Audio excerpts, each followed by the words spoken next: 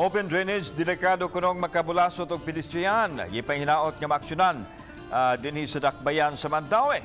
Sa highway sa Barangay Tipulo, naabtan kining abling bahin sa manhole.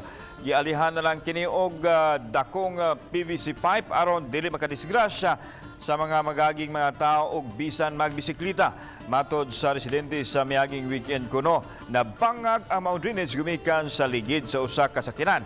Kabalaka pa sa ginang Ginanyes ang maong dapit. Nailhang bahaunon ang dapit kung kusog kayong uwan. Matod niya peligro nga may matagak maong nanawagan siya maksyonan na kini. Among gipaabot sa Tipulo Barangay Hall ang maong suliran. Wa pa hinuon mahinami sa GMA Regional TV ang barangay official apan gipasalig sa mga personnel ipaabot ang maong suliran. Delikado. Nari bangag. Oo, di makita sa tao. Kay kuan man tabunan naman ang dako man tubig ani.